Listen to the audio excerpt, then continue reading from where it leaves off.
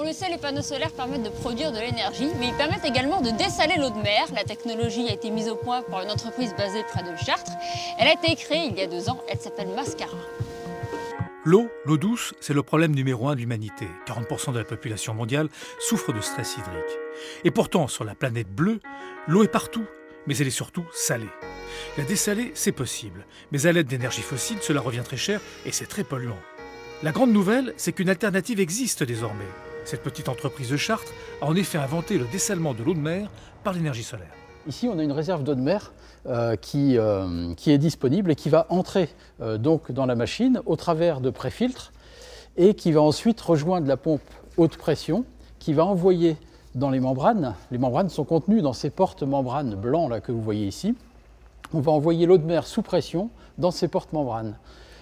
L'eau va franchir avec une pression très importante, de l'ordre de 60 bars, l'ensemble de ces membranes et va ressortir de l'autre côté en eau douce, d'une part, qui va être utilisable, et en eau sursalée qui, elle, va retourner à la mer.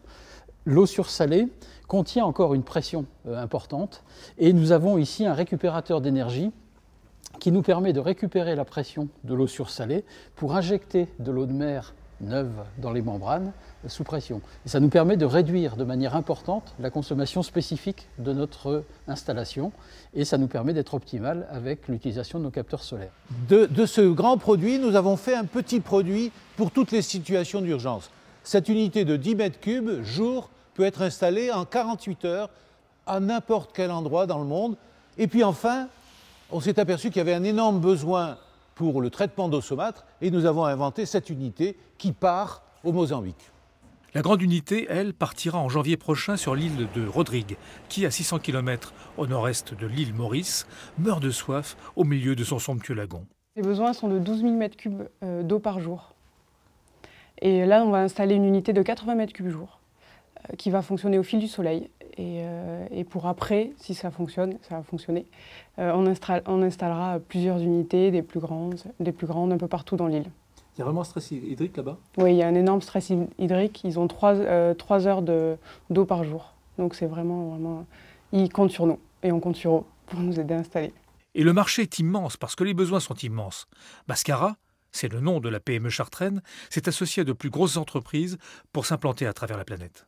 Aujourd'hui, avec le changement climatique et la croissance démographique, et compte tenu du prix de l'énergie solaire qui diminue constamment, il y a de plus en plus de zones pour lesquelles le dessalement solaire serait complètement pertinent. Donc on pense notamment à des régions comme le Pacifique où on intervient avec Suez, ou l'Asie du Sud-Est où on est avec Akuo, avec Masdar au Moyen-Orient, ou encore dans les îles de l'océan Indien, l'Afrique du Sud qui subit aussi des sécheresses sans précédent, le Cap-Vert, la Caraïbe aussi où il y a des îles dans lesquelles l'eau vient à manquer et coûte très cher lorsqu'elle est dessalée à partir d'énergie fossile. Et Mascara est l'objet de grandes attentions de la part des géants mondiaux de l'eau parce qu'elle est la seule entreprise à avoir breveté un procédé qui allie eau de mer et soleil pour produire de l'eau douce, comme elle l'a fait notamment à Bora Bora, un petit coin de paradis au large de Tahiti. Nous sommes ici sur le toit d'un entrepôt logistique à Bourges, sur l'une des plus importantes installations solaires de la région. 6000 m2 de panneaux installés. Laurent Albution, vous avez combien de sites comme celui-ci dans la région centre? Alors on a assez peu de sites comme celui-ci sur la région centre. Au niveau de l'entreprise Cadran, groupe Direct Énergie, on exploite plus de 150 sites solaires au total. Et celui-ci est effectivement celui qui est le plus grand en région centre en termes de parc solaire en toiture. La toiture fait à peu près 800 kW de puissance installée et sa production d'électricité sur l'année correspond à la consommation d'à peu près 400 foyers.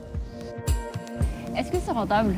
Oui, c'est rentable. Aujourd'hui, le solaire, comme beaucoup d'autres énergies renouvelables, mais le solaire en particulier, sur les nouvelles installations qu'on propose et qu'on installe aujourd'hui en 2018, sont à un prix de revient de l'électricité produite qui est aujourd'hui inférieur à l'électricité qu'on produirait avec une nouvelle centrale nucléaire, par exemple, inférieur au prix qui sortira de la centrale de Flamanville. C'est environ 20 à 25% moins cher que des nouvelles installations thermiques ou des nouvelles installations nucléaires. Et alors pourquoi ça ne se développe pas plus vite que ça, si ça coûte moins cher? parce qu'il faut arriver à accompagner ces nouvelles productions, il faut arriver à les intégrer dans l'exploitation du réseau national, et aussi parce que c'est une donnée qui est relativement récente. Les baisses de prix et les baisses de coûts de production en solaire sont issues des progrès techniques qui ont été faits et de l'industrialisation de cette technologie, et ça ne fait que guère que 2 ans à 3 ans qu'on arrive à des prix aussi compétitifs. L'objectif de passer à 50% d'énergie renouvelable d'ici 2025 a été politiquement abandonné récemment, mais ce qui pourrait donner un coup de pouce à ces énergies renouvelables, c'est la baisse des coûts. Par exemple, un panneau solaire coûte aujourd'hui 10 fois moins cher qu'il y a 10 ans.